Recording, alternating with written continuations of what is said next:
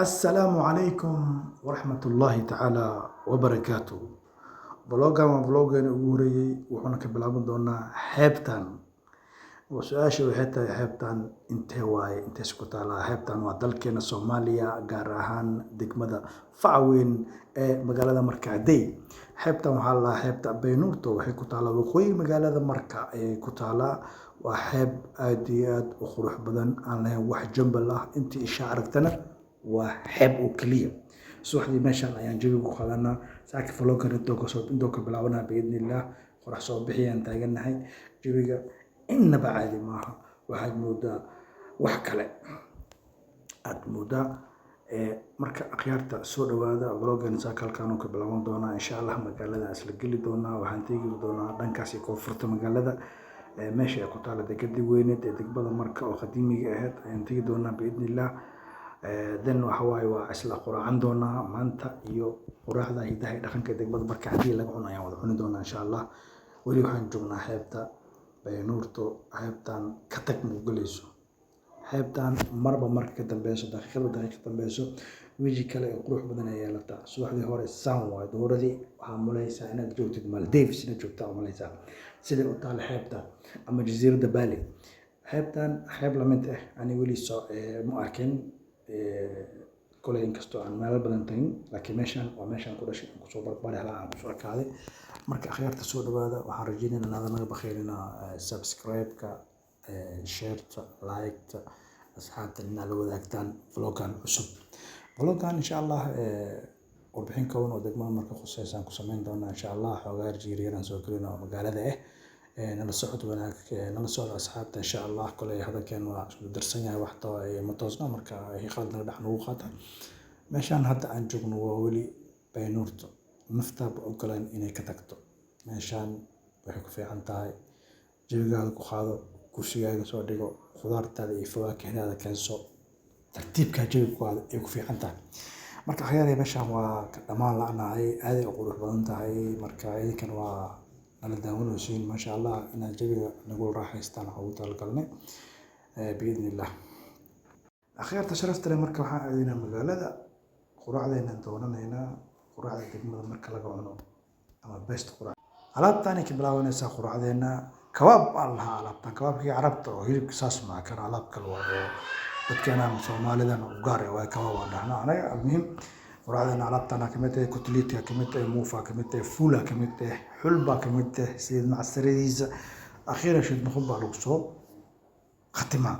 Marka alaabtaan hadda dib markii laga soo bixiyo ku dhaceena isla socod wanaagsan haddana waxaan u diyaariyay xulbadeena iyo fuulkeena sida macsaradana muufku ku siidayna labaatan alaabtii hadda kabaabkeeda kutliitka Allah alaabtaan inoo igu soo orod ma alaabtaan abaay faraaga goosaysa ku dhac ya kabaabkaaga waagtana.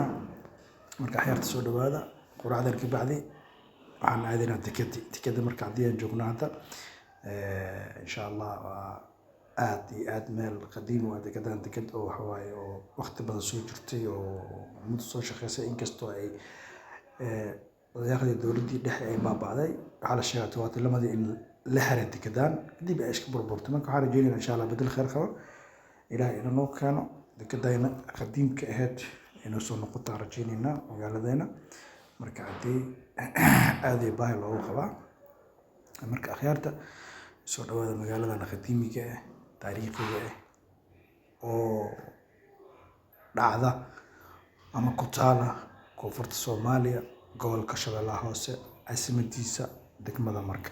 marka hadda waxaan dhaxgelinaa biraha dekedii hore ka soo haray birahan ayaan dhaxgelinaa meeshan waa meeshii maraakiibta ay ku soo xiri jireen badda waxaa moodaa inay duugantay ama gaalo noqotay birahaas ujeedin korkiisa lagu xasaarnaa jiray markaan yar yareen anaga waa ka teesteen jirnay meeshan oo waa ka boodi jirnay oo ku dabaalan jirnay haddana biraad mid iskala mari kartaa lugtaada ku mari kartaa inkastoo markii badda ay soo buuxiso meelaha dhan ay qarsato badda xoogaa biyo xag ay ka maraan weli saas ay tahay laakiin sidii hore ma aha macluumaad yar ayaan soo kordhiyay waxaa la sheegay 1972kii in dekedaan la xiray bilkuliyadba dekedaan waxaan ku haynaa taariikhda inay ahayd meelaha mooska laga dhoofiyo waagii dalka ay haysteen gumeysiga Talyaaniga dekadii wax laga dhoofi jiray ahayd. Haddii hadda aad baartay xitaa waxaad dareemaysaa magaalada inay tahay magaalo port ay leedahay oo dekad leh inay tahay dareemaysaa oo dhinac walba haddaa ka baartid.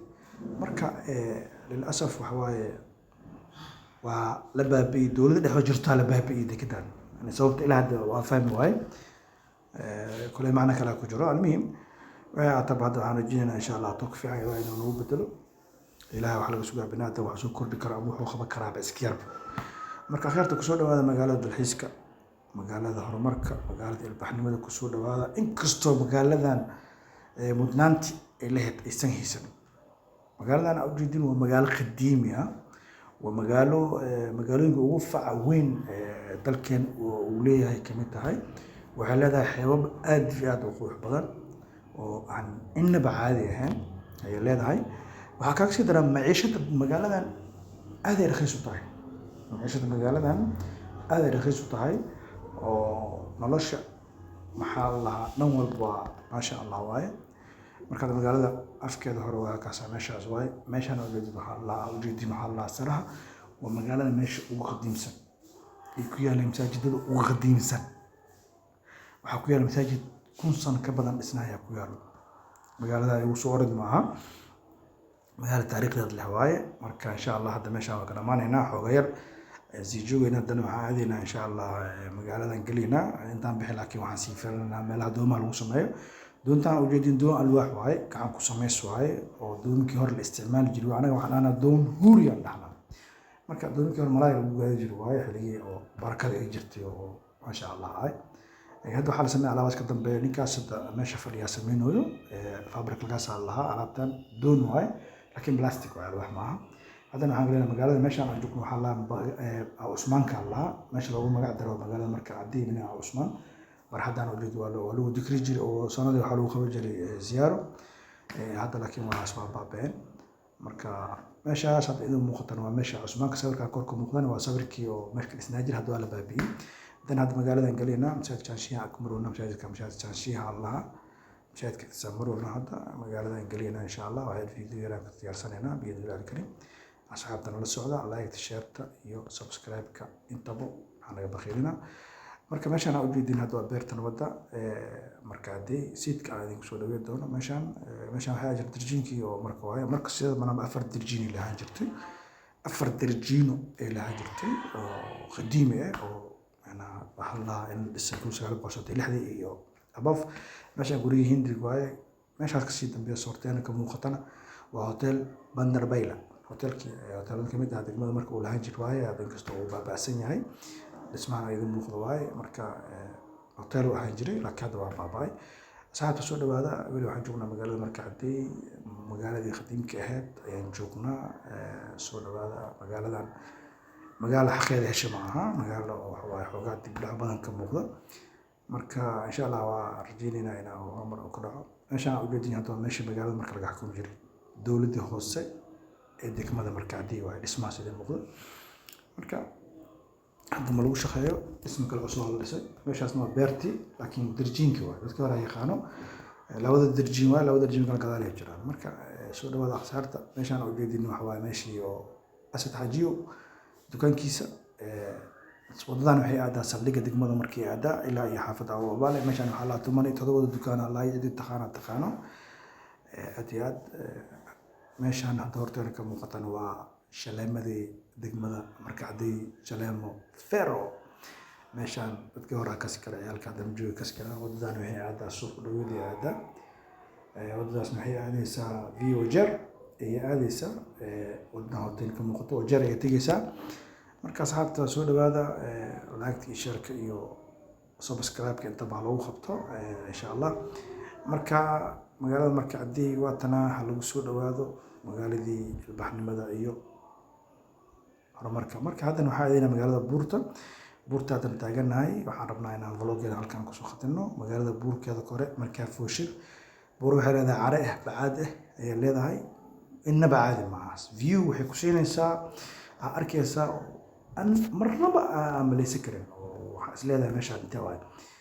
marka waa magaalo aad iyo aad ugu dalxiis wacan. marka cadii minna Cusmaan martidii moodo waxaa la yiri munaafiq waaye.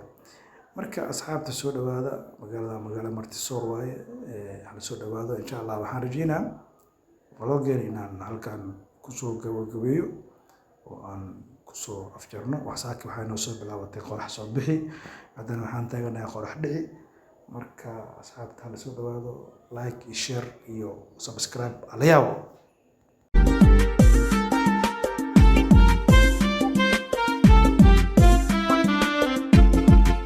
غير مركب مسكين وايه